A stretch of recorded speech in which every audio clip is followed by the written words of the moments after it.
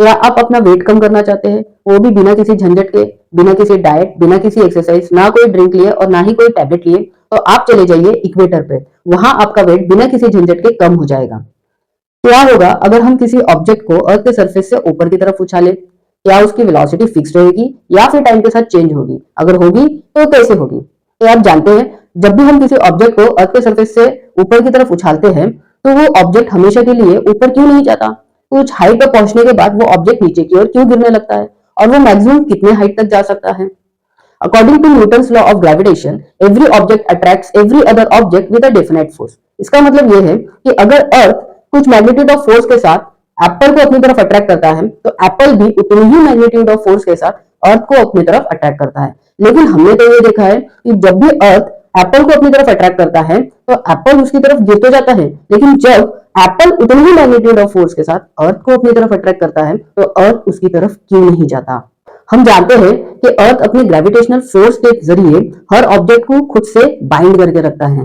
तो क्या होगा अगर ये ग्रेविटेशनल फोर्स जीरो हो जाए या फिर इस ग्रेविटेशनल फोर्स की वैल्यू डबल हो जाए? ऐसे ही कई सर घुमा देने वाले सवाल हैं जिन्हें आज हम देखने वाले हैं। हेलो गाइस, हम आए हैं आपके बोर्ड एग्जाम की तैयारी को एकदम स्मार्ट करने। आज के वीडियो लेक्चर में हम ऐसे ही कई सर घुमा देने वाले सवाल देखेंगे और उन्हें एकदम सिंपल तरीके से समझेंगे। तो चलिए शुरू करते हैं। आज के लेक्चर का पहला टॉपिक है अर्थ gravitational force. The earth attracts every object near it towards itself because of the gravitational force. The gravitational force on any object due to the earth is always directed towards the center of the earth, as the center of mass of the earth is situated at its center. Because of this force, an object falls vertically downward on the earth.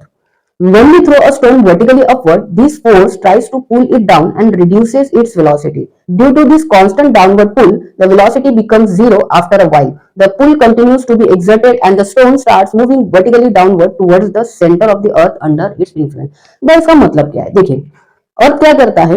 Her object पे gravitational force लगाता है और इसी gravitational force के कारण हर object अर्थ से binded होता है। ठीक है, अब ये जो फोर्स है इसकी जो डायरेक्शन होती है towards the centre of the अर्थ होती है। भाई इस फोर्स की direction towards the centre of the अर्थ क्यों है? बिकॉज अर्थ का जो सेंटर ऑफ मास है, सेंटर ऑफ मास मतलब बैलेंसिंग पॉइंट, ठीक है, अर्थ का जो बैलेंस पॉइंट है वो कहां पर है भाई? सेंटर में है। ठीक है, इसी के कारण इस फोर्स की डायरेक्शन कहां है? Towards the centre of the अर्थ। इस फोर्स के ही कारण सारे के सारे ऑब्जेक्ट अर्थ से बाइंडेड रहते हैं। ओके, अब भाई अर्थ के सरफेस से जब हम कोई स्टोन को ऊपर की तरफ फेंकते हैं, तो भाई हमने लगाया फोर्स लगा के जब हम ऊपर की तरफ उसे उछालेंगे, तो अर्थ क्या करेगा?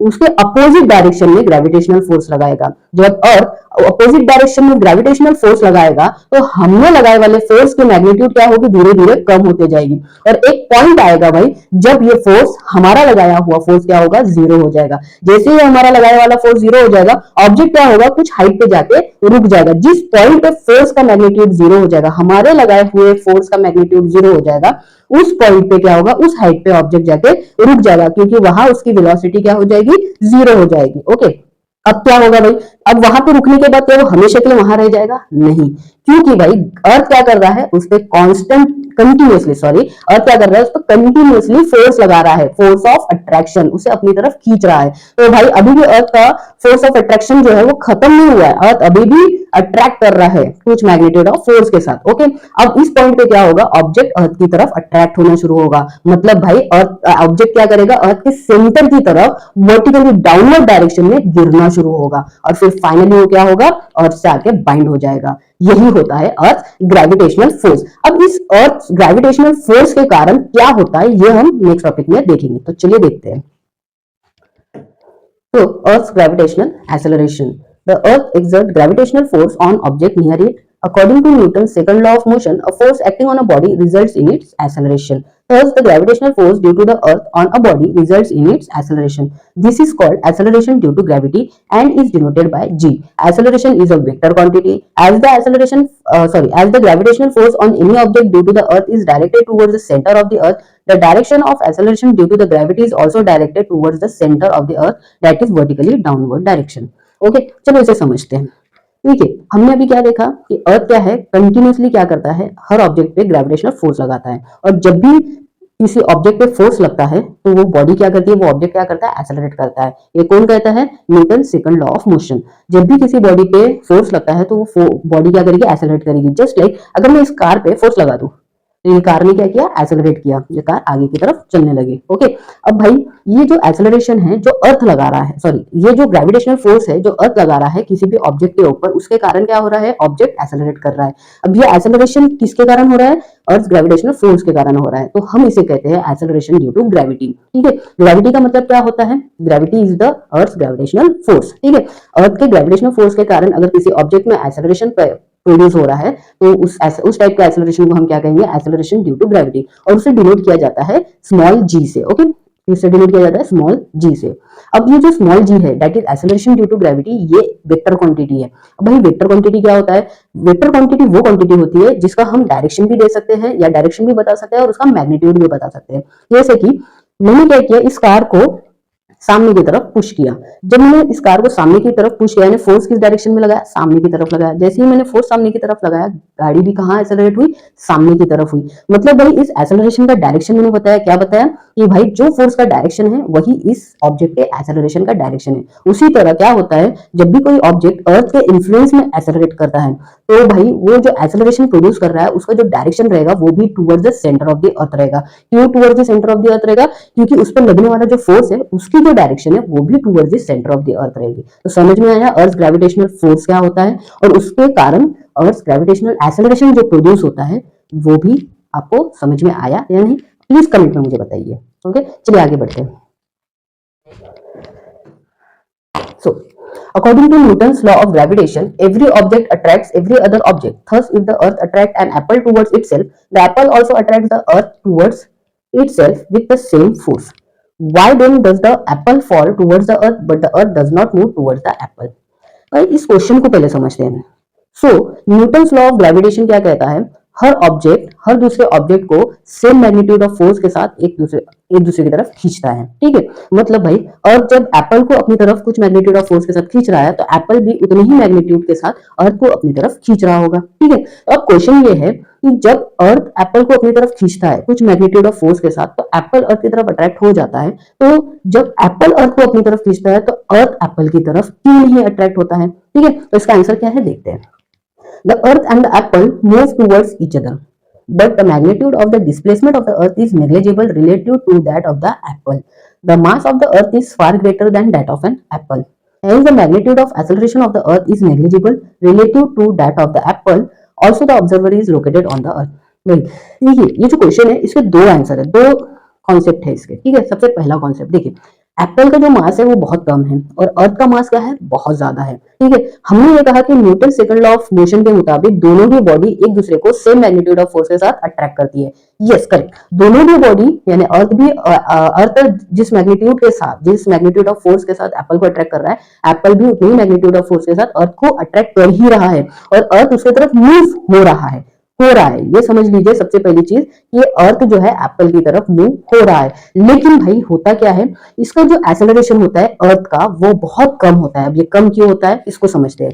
देखिए आपके सामने एक साइकिल खड़ी है और एक बुलडोजर खड़ा है, आपने दोनों को सेम मैग्नीट्यूड ऑफ फोर्स लगाया, एक साइकिल पे भी 10 न्यूटन का फोर्स लगाया और बुलडोजर पे भी 10 न्यूटन ऑफ फोर्स लगाया। अब मुझे बताइए कौन अपनी जगह से हिलेगा या कौन सी बॉडी एक्सेलरेट करेगी, ऑब्वियसली साइकिल करेगी। क्यों साइकिल करेगी, क्योंकि साइकिल का मास बहुत कम है। ठीक है, बुलडोजर का मास इतना ज्यादा है कि इतने कम न्यूटन ऑफ फोर्स के साथ वो एक्सेलरेट कर ही नहीं पाएगी। ओके, वही कॉन्सेप्ट यहाँ पे भी दिखाई देता है। देखिए अर्थ का मास बहुत ज्यादा है ना, और उस पर लगने वाला फोर्स तो बहुत कम है। ओके, तो क्या एप्पल उस अर्थ को एक्सेलरेट करवा पाएगा उस फोर्स के जरिए, ऑब्वियसली नॉट। बट ये डिस्प्लेसमेंट होगा, इसमें बहुत ही नेग्लिजिबल डिस्प्लेसमेंट होगा। ठीक है, जो हमें बिल्कुल दिखाई नहीं देगा। ओके, और दूसरी चीज भाई ये जो ऑब्जर्वर है, ऑब्जर्वर मतलब हम तो अर्थ के सरफेस पर ही है ना, तो हम अर्थ को मूव होते कैसे देख पाएंगे।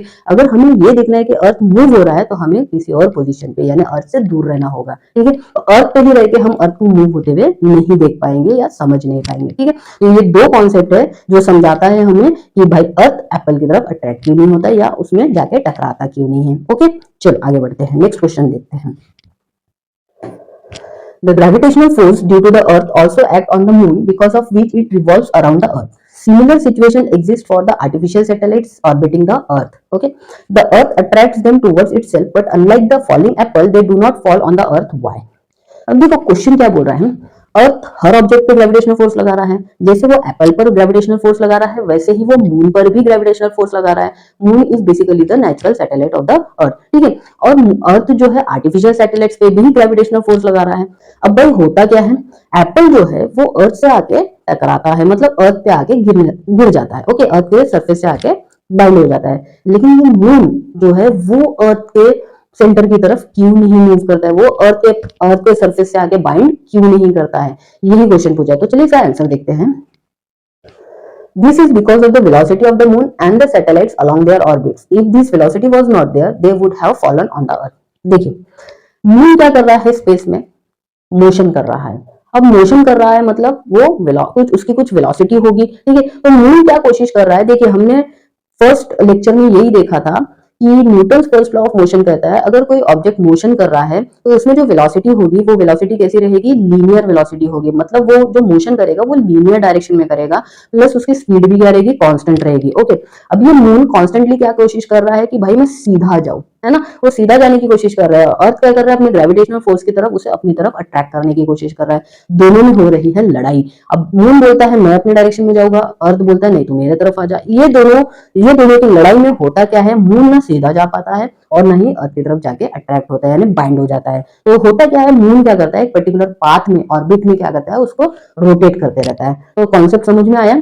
अगर ये मून की वेलोसिटी जो है अगर ये जीरो हो जाए, ठीक है, मून जिस वेलोसिटी के साथ लिनियर मोशन परफॉर्म करने की कोशिश कर रहा है या कर रहा था इनिशियली, है ना, और फिर उसकी डायरेक्शन चेंज हो रही है अर्थ के ग्रेविटेशनल फोर्स के कारण, ठीक है। तो इनिशियली जिस वेलोसिटी के साथ मून मोशन कर रहा था, आगे बढ़ने की कोशिश कर रहा था, अगर ये वेलोसिटी जीरो हो जाती है तो मून आगे जा ही नहीं पाएगा। और अर्थ ने उसको दावत दिया है, बुला लिया है, तो क्या होगा, मून अर्थ के सरफेस से जाके होकर बाइंड होगा, मतलब चिपक जाएगा या फिर उसके साथ टकरा जाएगा। ओके, समझ में आया। चलिए, what would happen if there were no gravity? And second question क्या है, what would happen if the value of gravity was twice as large. चलो इसको समझते हैं। What would happen if there were no gravity? Two of the more important things held on the ground by gravity are the atmosphere and the water in the ocean, lakes and rivers.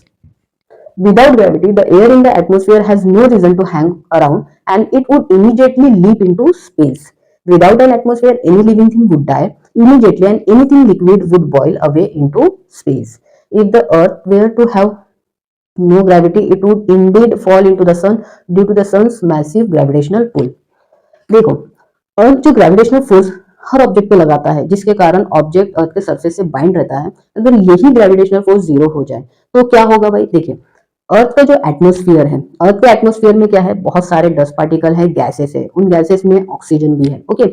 अब क्या होगा, अगर अर्थ का gravitational force zero हो जाएगा तो भाई अर्थ के एटमॉस्फेयर में जितने भी पार्टिकल्स है, डस्ट पार्टिकल्स, गैसेस, ये सब क्या हो जाएंगे, स्वेप हो जाएंगे भाई, अर्थ क्या है, सरफेस से दूर चले जाएंगे, ओके। दूसरा, पानी जो है अर्थ पर जितना भी पानी है वो भी क्या होगा, उन पर भी कोई ग्रेविटेशनल फोर्स नहीं लगेगा, यानी पकड़ नहीं रहेगी, तो वो पानी भी क्या होगा, उबल के भाप बन के उड़ जाएगा, वो हमारे अर्थ के एटमॉस्फेयर पे नहीं रह पाएगा। यहाँ तक कि हम भी खुद नहीं रह पाएंगे, हम भी क्या होंगे, अर्थ के एटमॉस्फेयर को छोड़कर स्पेस में उड़ने लगेंगे, ओके। मतलब भाई ओवरऑल हम यही बोल सकते हैं कि जो लिविंग सिस्टम है वो पूरा क्या हो जाएगा, खत्म, तहस नहस हो जाएगा, यानी अर्थ पे कोई लाइफ नहीं बचेगी। भाई अर्थ पे लाइफ नहीं बचेगी, बस इतने ही नहीं, ये अर्थ ही नहीं बचेगा। अब सोचो, अर्थ का ग्रेविटेशनल फोर्स अगर जीरो हो गया और सन उस पर कंटिन्यूअसली ग्रेविटेशनल फोर्स लगा रहा है, सन का ग्रेविटेशनल फोर्स लगा रहा है, तो अर्थ क्या करेगा, सन में जाके धस जाएगा, सन में जाके घुस जाएगा और फिर ब्लास्ट हो जाएगा, ओके। समझ में आया। तो भाई ये कंडीशन बिल्कुल नहीं होनी चाहिए। अर्थ के ग्रेविटेशनल फोर्स के ही कारण अर्थ पे लाइफ है, ये बहुत ही इंपॉर्टेंट है, इसको अच्छे से समझना, ओके। नेक्स्ट क्वेश्चन क्या था हमारा, what would happen if the value of gravity was twice as large. क्या होगा भाई अगर इसी ग्रेविटेशनल फोर्स की वैल्यू डबल हो जाए। तो भाई ये भी कॉम्प्लिकेटेड सिचुएशन है, ये भी नहीं होना चाहिए, क्योंकि क्या होगा, जब फोर्स का मैग्नीट्यूड बढ़ जाएगा तो क्या होगा, हर ऑब्जेक्ट पे लगने वाला फोर्स बढ़ गया। अब हर ऑब्जेक्ट पे लगने वाला फोर्स बढ़ गया तो ऑब्जेक्ट क्या होगा, डबल मैग्नीट्यूड के साथ अर्थ की तरफ अट्रैक्ट होने की कोशिश करेगा और झुक जाएगा। सारे ऑब्जेक्ट क्या होंगे, सारे ऑब्जेक्ट का वेट बढ़ जाएगा, वेट बढ़ने के कारण सारे ऑब्जेक्ट क्या हो जाएंगे, झुक जाएंगे, और फिर ये system, living system properly work नहीं कर पाएगी, ओके। तो समझ में आया, अगर अर्थ का ग्रेविटेशनल फोर्स जीरो हो जाए, डबल हो जाए, ये जितना भी मैग्नीट्यूड है उससे कुछ भी चेंजेस, उसमें कुछ भी चेंजेस आए, उससे उससे सिर्फ प्रॉब्लम ही होगी।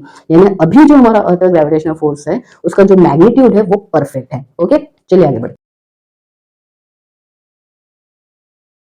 चलिए नेक्स्ट टॉपिक है value of G. G is the acceleration due to gravity. याद रखिए कैपिटल जी और स्मॉल जी में डिफरेंस है। कैपिटल जी का मतलब होता है यूनिवर्सल ग्रेविटेशनल कांस्टेंट और स्मॉल जी का मतलब होता है एक्सेलरेशन ड्यू टू ग्रेविटी। अब इसकी हम वैल्यू देखेंगे on the surface of the earth. Earth के सरफेस पे जब कोई ऑब्जेक्ट अर्थ के सरफेस पर हो और फिर अर्थ उस पर ग्रेविटेशनल फोर्स लगाता है तो वो ऑब्जेक्ट कितनी मैग्नीट्यूड के साथ एक्सेलरेट करता है वो हमें जानना है। ओके, चलिए देखते हैं।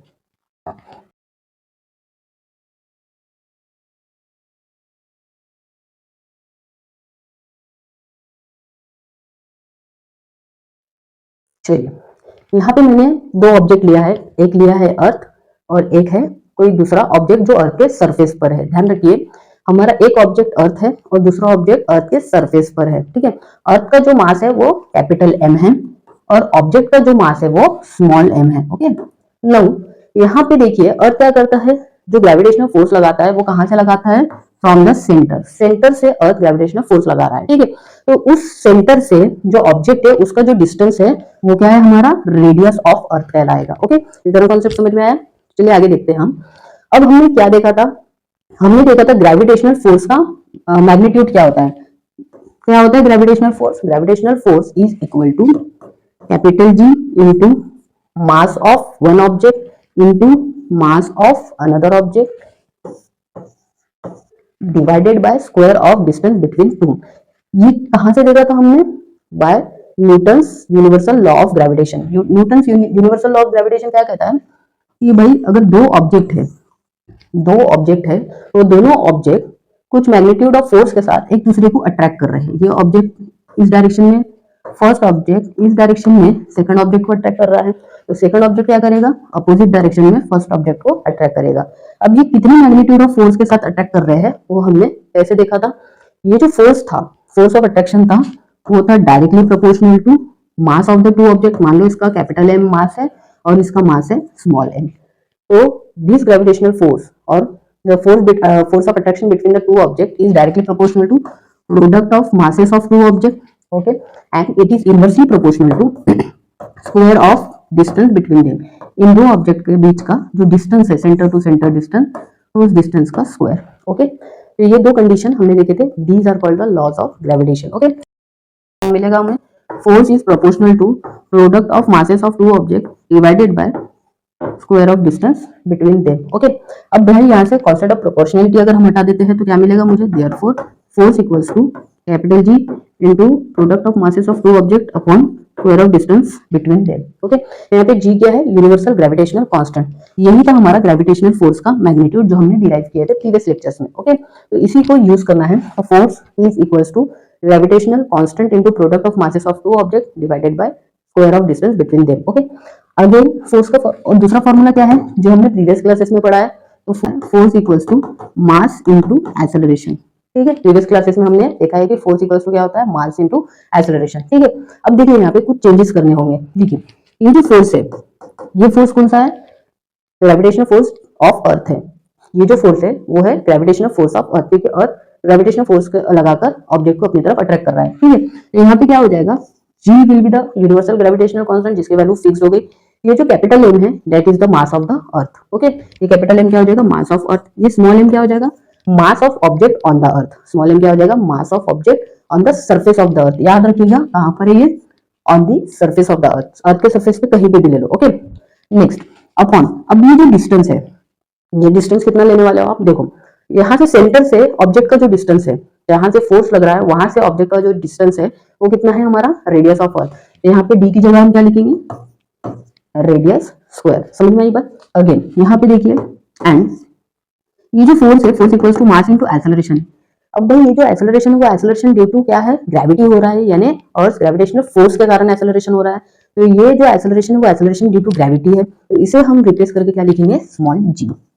ठीक है, अब यहाँ पे ये दोनों फोर्स को हम कंपेयर करेंगे तो हमें क्या मिलेगा, देखो G into mass of earth into mass of object divided by radius of earth का square will be equals to mass of object into acceleration due to gravity. यहाँ से क्या होगा, मास ऑफ ऑब्जेक्ट क्या होगा, कट जाएगा। ओके, तो हमें क्या मिलने वाला है, मास ऑफ ऑब्जेक्ट कटेगा तो एक्सेलरेशन ड्यू टू ग्रेविटी हमें क्या मिलेगा, acceleration due to gravity will be equals to capital G that is the universal gravitational constant into mass of earth divided by radius of earth का whole square.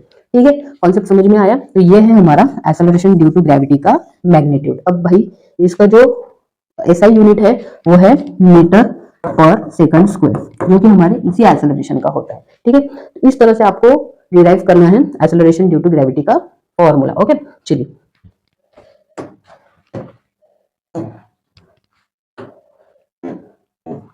और हमने क्या देखा,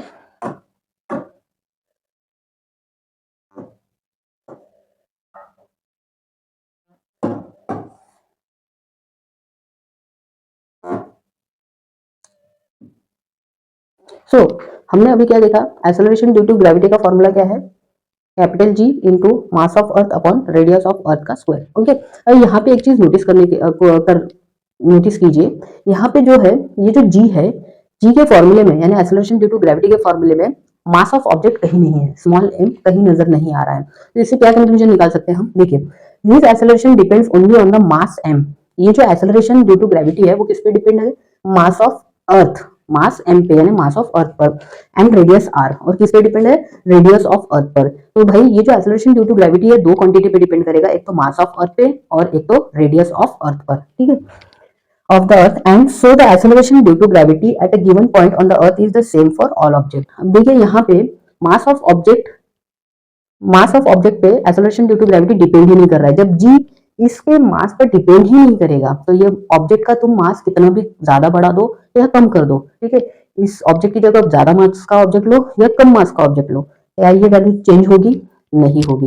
ये value किस पर डिपेंड कर रही है, mass of earth and radius of अर्थ पे। तो ये दोनों पर ही ये वैल्यू जब डिपेंड कर रही है तो इन दोनों के ही वजह से यानी मास ऑफ अर्थ और रेडियस ऑफ अर्थ के ही कारण acceleration due to gravity change होगा।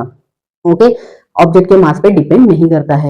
अब देखिए यहाँ पे हमारे पास जी की वैल्यू क्या आई, G equals to capital G into mass of earth upon square of radius of अर्थ। अब देखिए यहाँ पे जी की वैल्यू जो होती है, कैपिटल जी की वैल्यू फिक्स्ड होती है, वो होती है 6.67 into 10 to the power -11। Okay, mass of earth कितना है, मास ऑफ अर्थ होता है 6 into 10 to the power 24 kg, और जो रेडियस ऑफ अर्थ होता है वो होता है 6.4 into 10 to the power 6.4 into 10 to the power 6 का होल स्क्वायर। अब ये सारी वैल्यू को जब हम कैलकुलेट करते हैं तो जी की वैल्यू हमारी निकल के आती है 9.83 मीटर पर सेकंड स्क्वायर।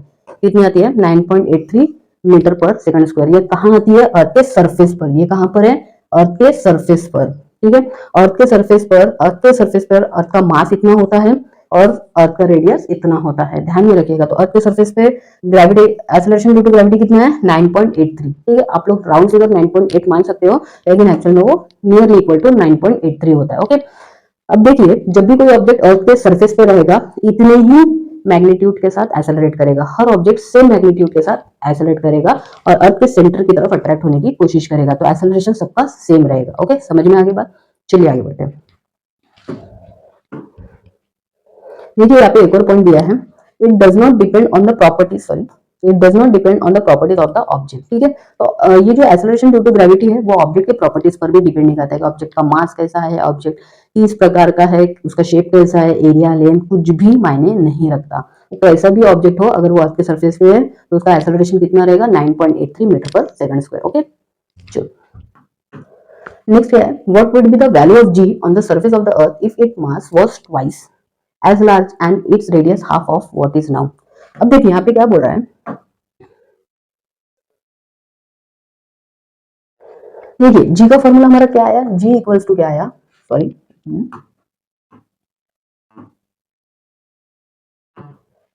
हमें जी क्या मिला है, जी इक्वल्स टू मिला 9.83 मीटर पर सेकंड स्क्वायर। ये कहाँ मिला भाई हमें जी की वैल्यू, ये मिली हमें अर्थ के सरफेस पर। कहाँ मिली, अर्थ के सरफेस पर मिली। ओके चलो, अब क्वेश्चन में ये पूछा है अगर अर्थ का मास को हम डबल करते हैं यानी mass of earth twice M हो जाए, 2m हो जाए, ठीक है, और अर्थ के रेडियस को हम हाफ कर देते हैं यानी रेडियस ऑफ अर्थ क्या हो जाए, आर का हाफ हो जाए, तो भाई gravity acceleration due to gravity पे क्या इफेक्ट पड़ेगा। तो देखिए कुछ ज्यादा नहीं है, हम जी डैश निकाल लेते हैं। जी डैश क्या हो जाएगा भाई, capital G universal gravitational constant into new mass. New mass क्या है? Mass of earth upon R E. ठीक है, अब यहाँ पे हम वैल्यू पुट करते हैं G into mass of new mass of earth कितना है? 2m है, ये 2m divided by new radius of earth कितना है?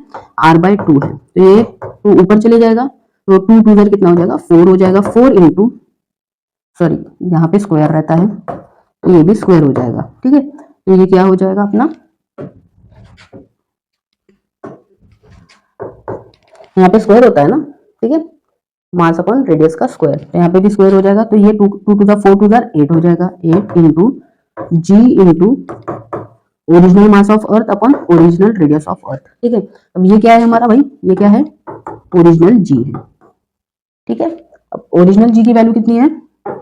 8 इंटू 9.83। अब इसको आप सिंप्लीफाई कर लो, ये है आपका new value of acceleration due to gravity. ठीक है, अगर आप अर्थ का मास डबल कर देते हो और अर्थ का रेडियस हाफ कर देते हो तो ये मैग्नीट्यूड रहेगा ऑब्जेक्ट के एक्सेलरेशन का, object acceleration due to gravity. ठीक है, समझ में आया? तो चलो क्या देखा हमने, जब हमने अर्थ के मास को डबल कर दिया और अर्थ के रेडियस को हाफ कर दिया तो हमारा जो एक्सेलरेशन ड्यू टू ग्रेविटी था on the surface of the अर्थ वो क्या हो गया? 8 टाइम्स हो गया था, 8 इंटू 9.83। ओके, तो हमारा आंसर क्या होगा? 8 times. If the mass of the earth was doubled and its radius was half, the value of g on the surface of the earth would be 8 times its current value. ठीक है, तो अर्थ के surface पे जो अभी value है acceleration due to gravity की, ठीक है, उससे क्या हो जाएगा? 8 टाइम आंसर आएगा। So this means that the new gravitational acceleration would be approximately 78.4 metre पर सेकंड स्क्वायर। ये 78.4 मीटर पर सेकंड स्क्वायर कैसा आया?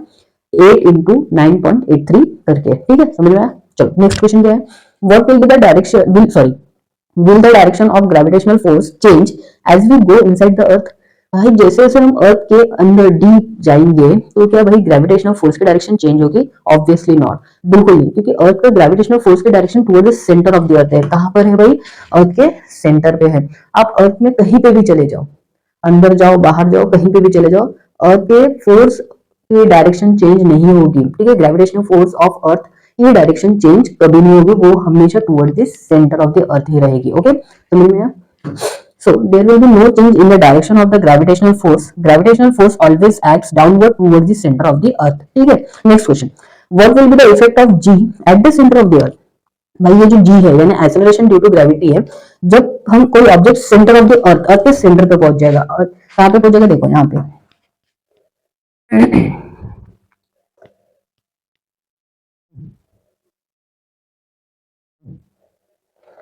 कोई ऑब्जेक्ट, ये जो ऑब्जेक्ट है, ये ऑब्जेक्ट अगर अर्थ के सेंटर पे पहुंच जाए, यहां पर आ जाए, तो यहाँ पर acceleration due to gravity G क्या होगा?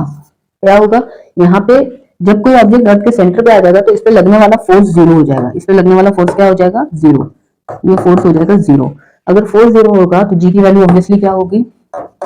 जीरो। तो याद रखिए, जब भी कोई ऑब्जेक्ट अर्थ के सेंटर पे होगा तो उस पे लगने वाला फोर्स जीरो हो जाएगा। अगर फोर्स जीरो हो जाएगा, एक्सेलरेशन ड्यू टू ग्रेविटी भी जीरो हो जाएगी। ओके, अब ये फोर्स जीरो कैसे होता है ये हम अभी आगे देखेंगे। चलिए, the value of g at the center of the earth is 0. This is because at the center the gravitational force from all directions cancels each other out, resulting in no net gravitational force. ठीक है, अर्थ के centre पे क्या होगा? चारों तरफ से gravitational force लगेगा। अर्थ के सेंटर पे अगर कोई ऑब्जेक्ट है तो उस पर चारों तरफ से क्या होगा? ग्रेविटेशनल फोर्स लगेगा और सारे के सारे फोर्स का जो रिजल्टेंट फोर्स रहेगा वो जीरो हो जाएगा। ओके, अगर फोर्स जीरो हो जाएगा तो एक्सेलरेशन ड्यू टू ग्रेविटी यानी जी भी क्या हो जाएगा? जीरो हो जाएगा। ठीक है, चलिए आगे बढ़ते हैं। नेक्स्ट टॉपिक क्या है? Variation in the value of G. थोड़ा इसको अच्छे से समझते हैं।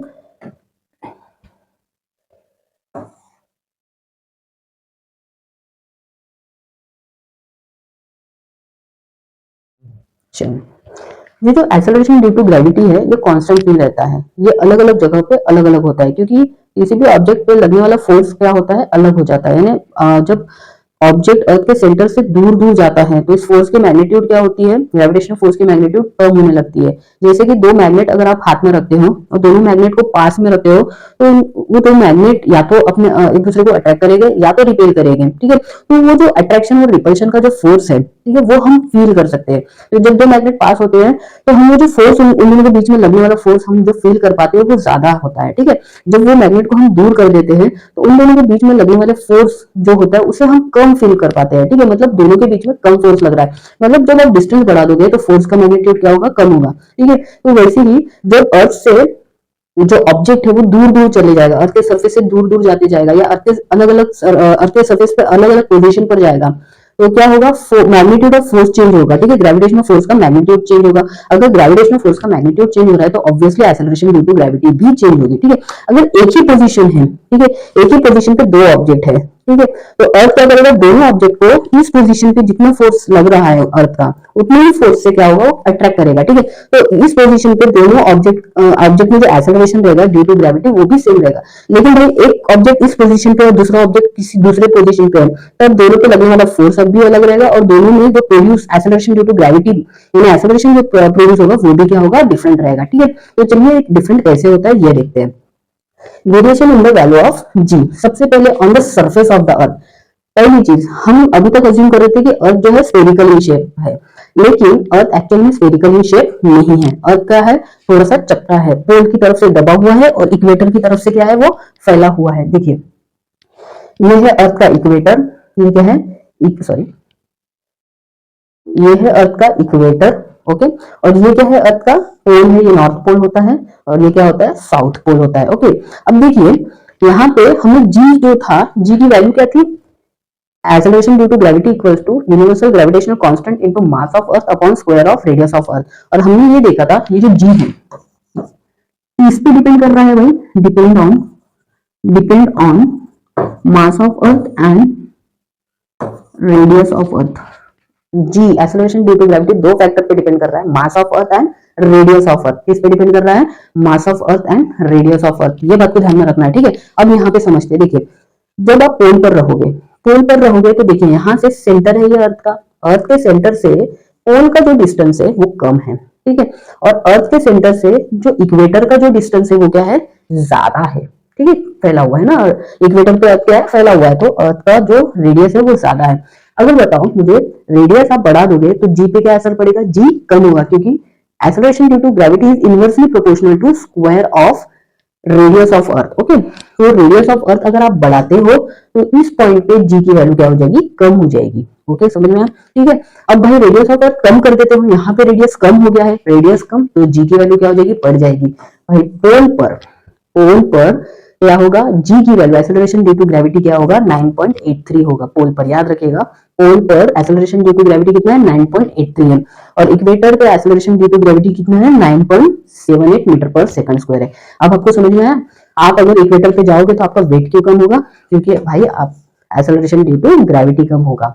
ठीक है, जब एक्सेलरेशन कम हो जाएगा यानी लगने वाला फोर्स कम हो जाएगा, आपके बॉडी पर लगने वाला फोर्स कम हो जाएगा, तो क्या होगा, आपका वेट कम हो जाएगा। ठीक है, चलो, तो यहाँ पे सरफेस पे जब कोई ऑब्जेक्ट होता है तो अर्थ पे सरफेस पे अलग अलग पोजीशन पे एक्सेलरेशन ड्यू टू ग्रेविटी की वैल्यू चेंज होती है। ठीक है भाई, उस वो डिपेंड किस पे करेगी, अर्थ के रेडियस पे। अगर रेडियस कम होगा तो एक्सेलरेशन ड्यू टू ग्रेविटी ज्यादा होगा, और एक्सेलरेशन रेडियस ज्यादा होगा तो एक्सेलरेशन ड्यू टू ग्रेविटी कम हो जाएगा। ओके, कॉन्सेप्ट ध्यान में रखिएगा। नेक्स्ट हम देखते हैं एल्टीट्यूड के साथ, मतलब अर्थ के सरफेस से और डिफरेंट हाइट पे जो एक्सेलरेशन ड्यू टू ग्रेविटी है वो कैसा रहेगा। ठीक है, तो देखिए अर्थ के नॉर्थ पोल पर हम देखते हैं, कहां पे, नॉर्थ पोल पर क्या है भाई, नॉर्थ की तरफ है माउंट एवरेस्ट। ओके, अर्थ के सरफेस से नॉर्थ की तरफ क्या है, माउंट एवरेस्ट है। माउंट एवरेस्ट की जो हाइट है तकरीबन अर्थ के सरफेस से, देखिए यहाँ पे अर्थ के सरफेस से माउंट एवरेस्ट की जो हाइट है वो है 8.8 किलोमीटर, यानी अर्थ के सरफेस से माउंट एवरेस्ट 8.8 किलोमीटर ऊपर है।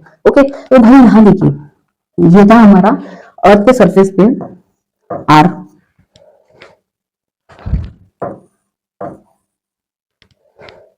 ओके, ये क्या था, मेरा रेडियस ऑफ अर्थ था। ठीक है, यहां से हाइट बढ़ी ना, हाइट क्या हुई, बढ़ी, मतलब भाई सेंटर से डिस्टेंस बढ़ा कि नहीं बढ़ा, कितना बढ़ा, 8.8 किलोमीटर ऊपर बढ़ गया। तो भाई हाइट बढ़ गई तो फोर्स कम होगा ना, तो यहाँ पे क्या हो गया, फोर्स कम हो गया तो एक्सेलरेशन ड्यू टू ग्रेविटी कम हो गया।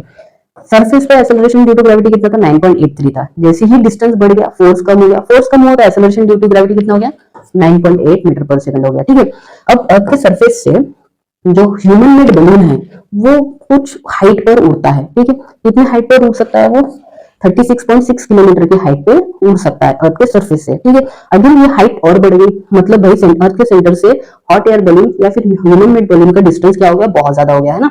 अब जैसे जैसे ये ज्यादा होगा फोर्स क्या हो जाएगी, कम हो जाएगा, तो एक्सेलरेशन ड्यू टू ग्रेविटी भी कम हो गया। देखिए, तो जैसे जैसे आप ऊपर ऊपर अर्थ के सरफेस से ऊपर ऊपर जाओगे, ठीक है, डिफरेंट डिफरेंट हाइट पर, आप एक्सेलरेशन ड्यू टू ग्रेविटी क्या होगा, चेंज होते जाएगा। ठीक है, ये क्या है भाई, वेदर सैटेलाइट है। वेदर सैटेलाइट अर्थ के सरफेस से 400 किलोमीटर ऊपर अर्थ पे चक्कर मारता है। ओके, तो भाई यहाँ पे फोर्स बहुत ही कम होगा। अगर फोर्स बहुत ज्यादा कम हो गया तो भाई एक्सेलरेशन ड्यू टू ग्रेविटी क्या हो जाएगा, बहुत कम हो जाएगा। देखिए यहाँ पे 8.7 हो गया। ठीक है, अर्थ के सरफेस से ये क्या है, कम्युनिकेशन सैटेलाइट है। देखिए कम्युनिकेशन सैटेलाइट अर्थ के सरफेस से 35,700 किलोमीटर ऊपर उड़ता है। ठीक है, उसका ऑर्बिट करता है। ओके भाई, ये तो डिस्टेंस बहुत ही ज्यादा है। अगर बहुत ज्यादा डिस्टेंस है अर्थ के सेंटर से, बहुत ही ज्यादा हाइट पर है, मतलब भाई फोर्स तो वहां पे बहुत कम हो जाएगा। अगर फोर्स कम हो जाएगा, अर्थ का ग्रेविटेशनल फोर्स का मैग्नीट्यूड कम हो जाएगा इतने हाइट के ऑब्जेक्ट पर, तो इस ऑब्जेक्ट का एक्सेलरेशन भी कम हो जाएगा। एक्सेलरेशन ड्यू टू ग्रेविटी भी कम होगा। कितना हो जाएगा, 0.225 मीटर पर सेकंड स्क्वायर। ठीक है, समझ में आया। तो अर्थ के सरफेस से डिफरेंट डिफरेंट अल्टीट्यूड पे जब आप जाओगे तो एक्सेलरेशन ड्यू टू ग्रेविटी क्या होगा, कम होगा। ठीक है, क्योंकि यहाँ से क्या हो रहा है, रेडियस बढ़ते जा रहा है। ठीक है, डिस्टेंस बढ़ते जा रहा है। जैसे जैसे डिस्टेंस बढ़ेगा फोर्स कम होगा, फोर्स कम होगा, एक्सेलरेशन ड्यू टू ग्रेविटी भी कम होगा। चलिए अब भाई अर्थ के सरफेस से अगर हम अंदर जाते हैं तो क्या होता है, ये मेरा सेंटर है, हम कहा जा रहे हैं, अंदर जा रहे हैं। अभी कहा जा रहे हैं, हम अंदर जा रहे हैं, यानी अर्थ के अंदर जा रहे हैं। ठीक है, अर्थ के अंदर जब जाएंगे, अब देखिए यहाँ से सेंटर से दूर जा रहे थे, सेंटर से दूर जा रहे थे तो क्या हुआ था, एक्सेलरेशन ड्यू टू ग्रेविटी कम हुआ। अब भाई हम सेंटर की तरफ जाएंगे, हम कहा जाएंगे, सेंटर की तरफ। अब भाई सोचने वाली बात है, अगर हम सेंटर की तरफ जाएंगे तो एक्सेलरेशन ड्यू टू ग्रेविटी बढ़ेगा, है ना, बट नहीं, ऐसा नहीं होता है। अगर आप ये सोच रहे हो कि यहाँ पे रेडियस कम हो रहा है, रेडियस कम हो रहा है ना, ये इतना इतना ज्यादा रेडियस था, ये पूरा आर था, जब जैसे जैसे पास होगा तो रेडियस कम होगा। अगर रेडियस कम होगा तो एक्सेलरेशन ड्यू टू ग्रेविटी बढ़ेगा, तो आप गलत हो। इसको अभी अच्छे से समझो। देखो, जब ऑब्जेक्ट अर्थ के सरफेस पे था, मतलब यहाँ था, तो अर्थ का मास इतना, ये पूरा अर्थ का मास था, इतना मास, इतनी मास के कारण एक्सेलरेशन ड्यू टू ग्रेविटी कितना था, 9.83 मीटर पर सेकंड स्क्वायर था। मास ज्यादा था, एक्सेलरेशन ड्यू टू ग्रेविटी भी ज्यादा था। जैसे ऑब्जेक्ट अर्थ के अंदर जाएगा, मान लो इस पॉइंट पे आ गया, इस पॉइंट पे आ गया है, तो भाई इतना मास खत्म हो गया ना उसका, मतलब वो मास छूट गया। अब कितने मास पर ये फोर्स लग रहा है, अर्थ अर्थ का कितना मास इस पे फोर्स लगा रहा है, इतना ही मास लगा रहा है, ये इतना।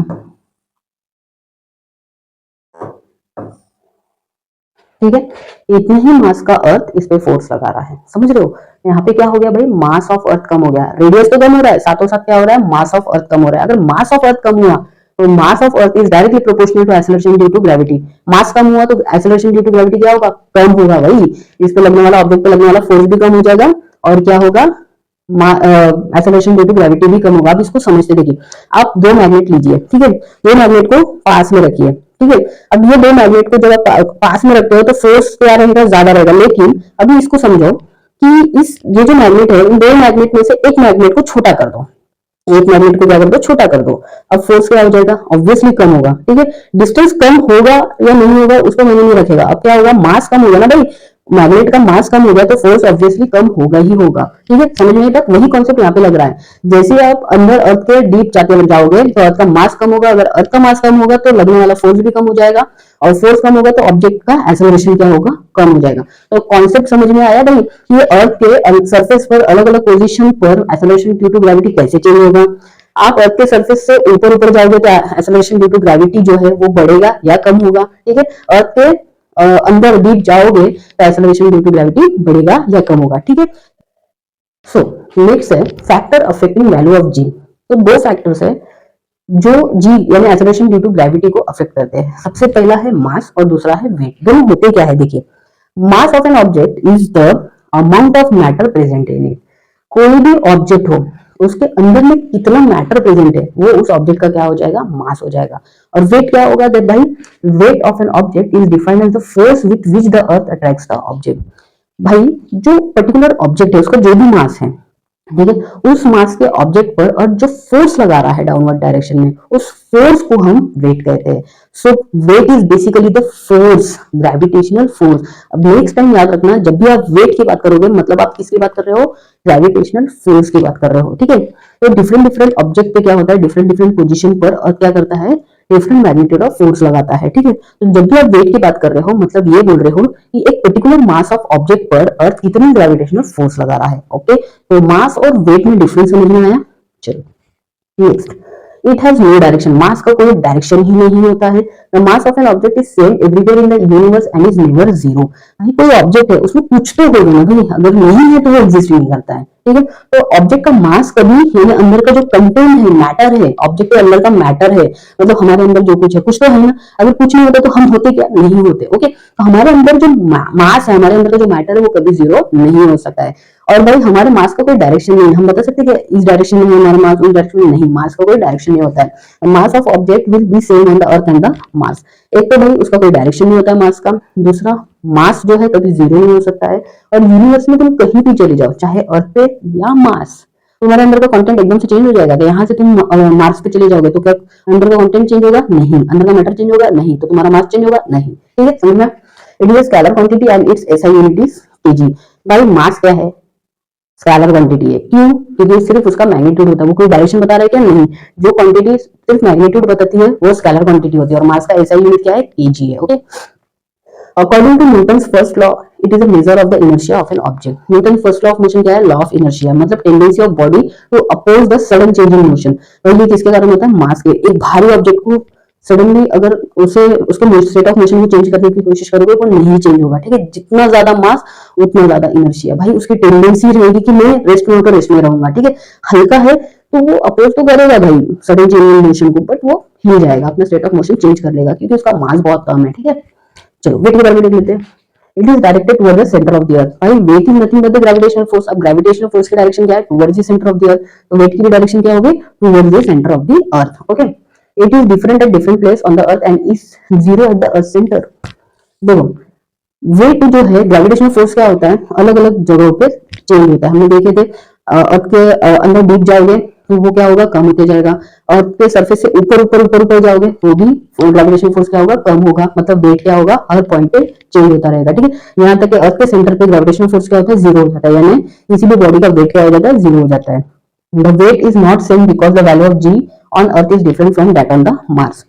अब भाई जो वेट है, किसी भी ऑब्जेक्ट का जो वेट होता है वो अर्थ पे डिफरेंट होगा और मार्स पे डिफरेंट होगा, क्योंकि अर्थ पे क्या होगा, अर्थ का ग्रेविटेशनल फोर्स अलग होता है और मार्स का ग्रेविटेशनल फोर्स अलग होता है। तो दोनों में एक्सेलरेशन ड्यू टू ग्रेविटी जो प्रोड्यूस होगी वो भी अलग होगी। ठीक है, it is a vector quantity and its SI unit is Newton. Weight क्या है, वेक्टर क्वांटिटी। क्यों, वेट इज द फोर्स, और फोर्स का डायरेक्शन होता है ना, हम बोले ना फोर्स कहाँ है भाई, towards the centre of the earth. तो फोर्स का डायरेक्शन है मतलब वेट का डायरेक्शन है। अगर वेट का डायरेक्शन है तो क्या है, वेक्टर क्वांटिटी हो गया वो। ठीक है, मैग्नीट्यूड तो होगा ही होगा और डायरेक्शन भी होगा। उसका ऐसा यूनिट क्या है, न्यूटन। फोर्स का ऐसा यूनिट क्या होता है, न्यूटन। तो वेट का क्या हो जाएगा, Newton. Its magnitude is mg। Force का फॉर्मूला क्या होता है, mass into acceleration due to gravity. तो वेट का भी फॉर्मूला यही होगा। ठीक है, और एक चीज, 1 kilo mass equals to weight of 9.8 Newton. We use weight for both mass and weight and measure the weight in kilograms which is the unit of mass. अब देखिए, हम वेट मेजर करें या मास मेजर करें, हम दोनों के लिए क्या बोलते हैं भाई, वेट ही। हमने 1 किलो काजू लाया, हमने 1 किलो बादाम लाया, है ना। तो वो क्या है, 1 किलो जो काजू लाया है वो उसका वेट ही बोल रहे हैं हम, वो एक्चुअल में वेट है क्या, नहीं भाई। हम दोनों, चाहे मास हो या वेट हो, हम दोनों के लिए एक ही वर्ड यूज कर रहे हैं, वेट यूज कर रहे हैं। ठीक है, but in scientific language when we say that Rajiv's weight is 75 kilo we are talking about Rajiv's mass। but scientifically जब भी हम किसी के वेट के बारे में बात कर रहे हैं, मतलब हम बोल रहे हैं कि राजू का वेट 75 किलो है, 1 किलो प्याज लाए है उसका वेट 1 किलो, जो प्याज हमने घर पे लाया है उसका वेट 1 किलो है। एक्चुअली हम वेट के बारे में बात नहीं कर रहे हैं, हम उसके मास के बारे में बात कर रहे हैं। और हम बोलते क्या है, उसको वेट बोलते हैं, है ना, वजन बोल देते हैं। इतना वजन है भाई उसका, उतना वजन है भाई, 1 किलो वजन है उसका, है ना। एक्चुअली हम उसके मास के बारे में बात कर रहे हैं। Okay, what we mean is that Raju's weight is equal to the gravitational force of 75 kg mass। अब यहाँ पे देखिए, अगर कोई बंदा जैसे कि राजू 75 किलो मास का है तो हम क्या बोलते हैं, 75 किलो उसका वेट है। एक्चुअली हम क्या बोल रहे हैं कि Raju's weight is equal to gravitational force on 75 kilo मास। हम जो वेट वर्ड यूज कर रहे हैं ना, हम एक्चुअली क्या बोल रहे हैं कि ये भाई राजू वो क्या है, ग्रेविटेशनल फोर्स है। ठीक है। राजू का जो वेट है वो किसके बराबर है? राजू का वेट एक्चुअल में किसके बराबर है? ग्रेविटेशनल फोर्स ऑन 75 किलो मास के बराबर है। ठीक है, उस 75 किलो मास पर जो ग्रेविटेशनल फोर्स लगेगा वो राजू का वेट होगा। तो भाई वेइंग मशीन पे जो हम कैलकुलेट करते हैं ना, वो वेट नहीं होता है, वो मास होता है। Okay, as Raju's mass is 75 kilo. अब देखिए राजू का मास अगर 75 किलो है, हम क्या बोल रहे हैं, उसका वेट 75 किलो है, लेकिन वो तो मास है, तो उसका वेट क्या हुआ? तो weight will be equals to 75 into 9.8, that is 735 Newton. ठीक है, तो अब जब भी आप अपना वेट मेजर करोगे तो आप याद रखना कि वो आपका वेट नहीं, वो आपका क्या है? मास है। भाई आप अपना मास मेजर कर रहे हो, वेट नहीं मेजर कर रहे हो। ठीक है, अगर आपका वेट जो है 75 किलो आता है, सॉरी आपका जो मास है वो 75 किलो आता है, तो आपका वेट कितना हो जाएगा? 735 न्यूटन होगा। ठीक है, नेक्स्ट टाइम जब भी आप अपना वेट मेजर करो तो ध्यान रखो वो वेट नहीं, वो आपका मास है। ठीक है, are weighing machine tailors the mass the two scale balance in the shop compared to weights that is two masses। हमारा जो weighing machine होता है ना, वजन तोलने वाला, वो हमें क्या बताता है? मास के बारे में। याद रखना, वेट नहीं बताता है। ठीक है, वेट क्या होगा? जो ग्रेविटेशनल फोर्स उतने मास पर लग रहा है। द टू स्केल, जो बैलेंस स्केल होता है ना, दो क्वांटिटी अलग अलग रख देते हैं और वेट करते हैं कि भाई कौन भारी है। ठीक है, in shops compare to weight, sorry in shops compare to weight that is the two masses. तो शॉप में जो दो क्वांटिटी का वेट कंपेयर किया जाता है वो एक्चुअली वो दो क्वांटिटी के मासेस हैं। ठीक है, समझ में आया? चलिए।